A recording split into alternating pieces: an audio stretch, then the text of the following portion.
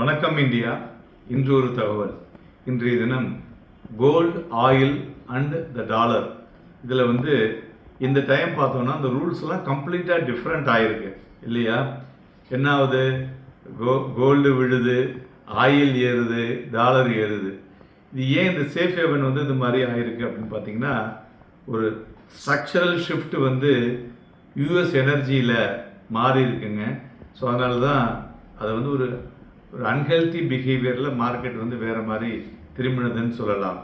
So ஒரு first கிளான்ஸில் பார்த்தோன்னா இது இப்போ நடக்கிறத பார்த்தோன்னா ஒரு அன்சர்டனிட்டி, அதாவது ரைசிங், அந்த ரிஸ்க்கு பார்த்திங்கன்னா இன்க்ரீஸிங் அப்படிங்கிறத க்ளீனாக சொல்லுது. பட் ஒய் கோல்டு ஏன் ரேலி ஆகலை அப்படிங்கிறது எல்லாருக்கும் ஒரு ட்ரெடிஷ்னலாக அந்த ஒரு கேள்வி இருந்துக்கிட்டே இருக்குங்க. ஸோ இது என்ன ஏன் அப்படின்னா, இதுதாங்க ஸ்ட்ரக்சரல் ஷிஃப்ட்டு. இது குளோபல் மார்க்கெட் இப்போ தான் இந்த கிரைசிஸுக்கு ரியாக்ட் ஆகுதுன்னு சொல்லலாம். ஸோ இப்போ என்ன ஆகிப்போச்சு, டாலர் அந்த சேஞ்ச் அதனுடைய relationship with the energy. So இப்போ பார்த்தீங்கன்னா இந்த ஸ்ட்ரக்சரல் ஷிஃப்ட் இன் யூஎஸ் எனர்ஜியில் பார்த்தோன்னா, ஸோ இந்த கரன்சி ரெஸ்பாண்ட் ஆகுது குளோபல் ஷாக்ஸில். அதே சமயத்தில் இது the relationship between oil, dollar and gold பார்த்தோன்னா ஒரு மாதிரி டிஃப்ரெண்ட்டாக எவால்வ் ஆகிருக்கு. ஹிஸ்டாரிக்லி ஆயில் ப்ரைஸ் ஏறும்போது என்னான்னு பார்த்தீங்கன்னா, அது டியோ பொலிட்டிக்கல் டிஸ்டர்ப்ஷன் ஆர் ஒரு inflationary pressure across the global economy இருக்கும்போது தான் அதில் இது மாதிரியான சேஞ்சஸ் வரும். பட் இந்த ட்ரிப் பார்த்தீங்கன்னா இது depend on important energy in earlier decades அப்படின்னே சொல்லலாம். ஸோ அதனால் இது ஈக்குவலி அஃபெக்ட் ஆகிருக்கு. ஸோ ஹையர் ஆயில் ப்ரைஸஸ், இது higher import bill for the state இல்லையா? பட் ப்ரெஷர் பார்த்திங்கன்னா கரன்சிலையும் பார்க்க முடிஞ்சுது. டியூரிங் சச் பீரியட் டாலர் பார்த்திங்கன்னா டிப்பிக்கலி வீக்கன் ஆகிட்டு கோல்டு ஸ்ட்ரெங்தன் ஆகும். ஆனால் இப்போ என்ன ஆயிருக்கு, உல்டாவாக மாறி இருக்கு. ஸோ த ஃபண்டமெண்டல் கம்ப்ளீட்டாக சேஞ்ச் ஆகிருக்கு. இதை ஞாபகம் வச்சுங்க. So why gold is facing pressure அப்படிங்கிறது எல்லாருக்கும் ஒரு கேள்விக்குறிப்பு வந்திருக்கு இல்லையா? அது ஏன்னு பார்த்தீங்கன்னா, டாலர் ஸ்ட்ராங்காக இருந்தாலும் அது இப்போ இந்த சேஃப் ஹேவன் சொல்லுவோம் இல்லையா, கோல்டை, அதனுடைய விஷயங்களை அதை அப்சர்வ் பண்ண ஆரம்பிச்சிருக்கு. So the changing the traditional reaction of கோல்டிலிருந்து உலகம் பூராவும். ஸோ இது என்ன ஆகிப்போச்சு, இப்போ அந்த அட்வான்டேஜ்லேருந்து கண்ட்ரீஸ்லாம் அந்த டிபெண்ட் ஆன் எனர்ஜி இம்போர்ட்ஸ் இல்லையா? ஸோ அதனால் இந்தியா அண்ட் யூரோப் பார்த்தோன்னா ஒரு இம்மீடியட் எக்கனாமிக் ப்ரெஷரில் ஆயில் ப்ரைஸஸ்லாம் அதிகரிச்சிட்ருக்கு. அதனால் இம்போர்ட் பில்லு இன்க்ரீஸ் ஆகும், கரண்ட் அக்கௌண்ட் டெஃபிசிட் வைடன் ஆகும், கரன்சிஸ்லாம் ஒரு ஸ்ட்ரெஸ்ஸில் இருக்குது இல்லையா? ஸோ இதனால் என்ன ஆகுது, கேபிட்டல் ஃப்ளோ டுவர்ட் டாலர் பார்த்தீங்கன்னா குளோபல் அன்சர்டனிட்டியில் அது மேலே ஏறிக்கிட்டே இருக்குது. ஸோ அதனால் இன்ஸ்ட் ஆஃப் ட்ரெடிஷ்னல் ரிலேஷன்ஷிப், இந்த ஜியோபொலிட்டிக்கல் ஸ்ட்ரெஸ் டைரெக்டாக கோல்டில் லிஃப்ட் ஆகிறது மாதிரி. ஸோ இந்த கரண்ட் என்விரான்மெண்ட்டில் டாலர் அப்சர்வ் ஆகுது மச் ஆஃப் த சேஃப் ஹேவனுடைய டிமாண்டை. ஸோ அதனால தான் dollar ஏறிட்டுருக்கு.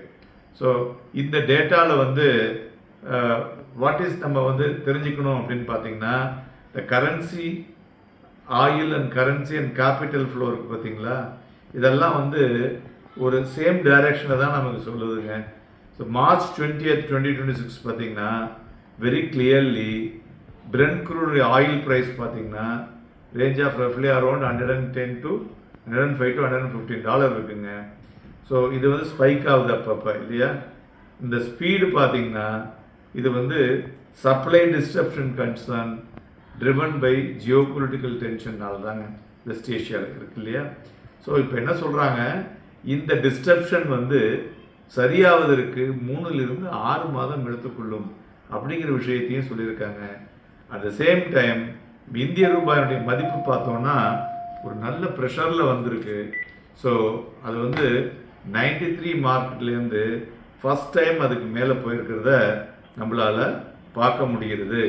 So for any economy like India, the import ஒரு லார்ஜ் போர்ஷன் நம்மளுடைய க்ரூடு ரெக்யர்மெண்ட்டில் இருக்கிறதுனால இந்த காம்பவுண்டிங் எஃபெக்டில் கரன்சி வந்து வீக்கர் ஆகி அது வந்து ஒரு expensive oil, even costlier.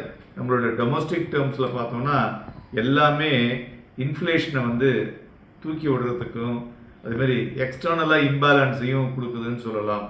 So commodity cycle அப்போ என்ன சார் அப்படின்னா, இது வந்து ஒரு last phase of the commodity சைக்கிளாக கூட இருக்கக்கூடும். இந்த ஷார்ப்பாக ஆயில் ப்ரைஸஸ் இருக்குது பார்த்தீங்களா, இது நார்மலாக லேட் சைக்கிளில் தான் வரும், ராதர் தான் இந்த ஒரு சஸ்டைன்டு அப்சைட்லேருந்து.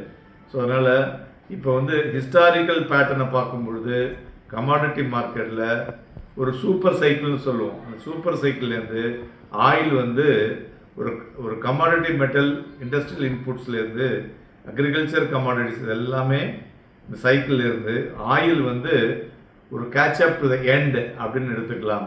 ஸோ அதனால் கரண்ட் என்விரான்மெண்ட் சிமிலாரிட்டி ஆஃப் எபிசோட்ஸை வைத்து பார்க்கும் பொழுது sharp rise in oil prices not suppose அது வந்து ஒரு சப்ளை டிஸ்ட்ரப்ஷன் மாத்திரம் இல்லாமல் இது வந்து ஒரு entering to the late cycle ஃபேஸுக்கு உள்ளே செல்கிறது என்றும் எடுத்துக்கொள்ளலாம்.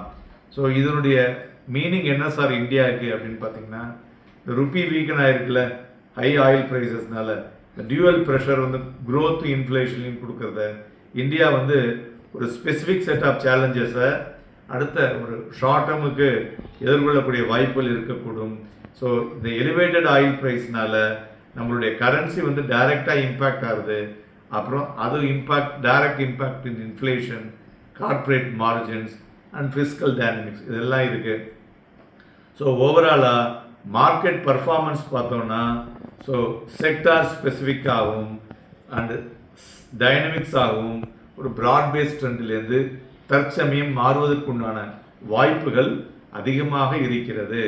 ஸோ அதனால் பாட்டம் லைன் என்னென்னு பார்த்தோன்னா, இந்த ஷிஃப்ட்டுனால கோல்டு வந்து அதிகமாக ஏறாது. ஸோ கோல்டு பார்த்தீங்கன்னா ஒரு 1,27,000 1,35,000 வரலையும் வந்து அதில் சப்போர்ட் எடுத்து செல்லக்கூடிய வாய்ப்புகள் இருக்கக்கூடும் என்று எதிர்பார்க்கலாம். ஸோ கோல்டு வந்து இந்த டைம் ஒரு டிஃப்ரெண்ட்டாக பிஹேவ் பண்ணுறதுன்னு சொல்லலாம் ஷார்ட் டேர்மில். So deeper structural shift in global market வந்து US energy independence and changing capital flow dynamics இருக்கிறதுனால so you have to be careful enough to invest in gold and oil. So நன்றி, வணக்கம்.